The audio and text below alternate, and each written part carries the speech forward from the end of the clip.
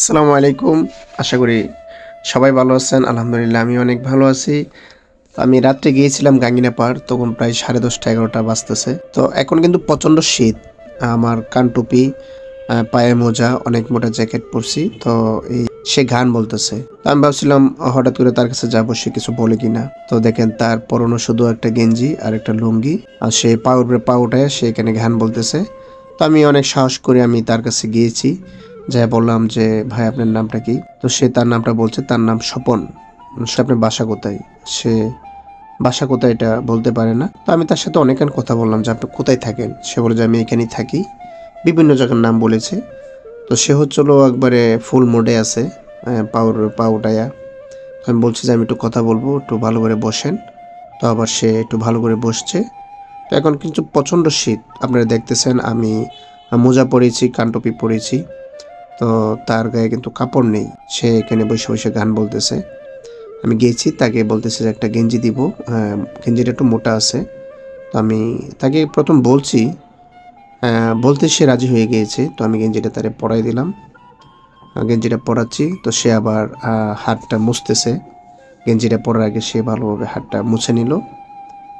তার সাথে আমি কথা বললাম। সে হয়তো বা একটা ভালো ফ্যামিলির লোক বা ভালো একটা ফ্যামিলির ছেলে। তো আপনারা যে যেখান থেকে আমার ভিডিওটা দেখবেন, ভিডিওটা শেয়ার করে দেবেন যাতে সবার কাছে চলে যায়।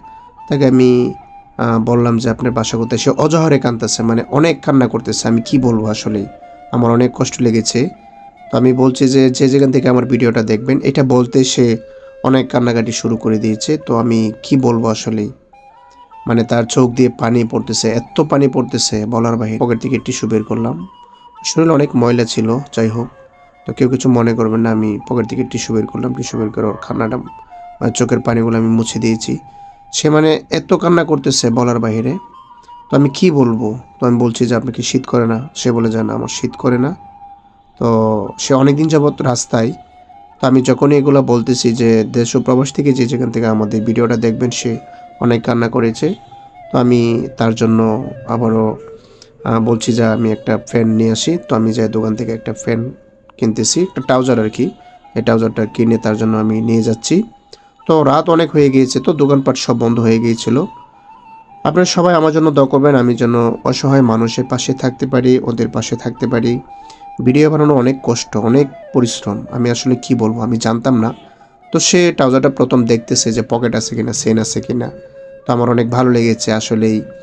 সে অনেকটা বুঝেছে। তো হচ্ছে হলো আমি তাকে বলতেছি এই দিক দিয়ে পকেট আছে, এই দিক দিয়ে চেন আছে।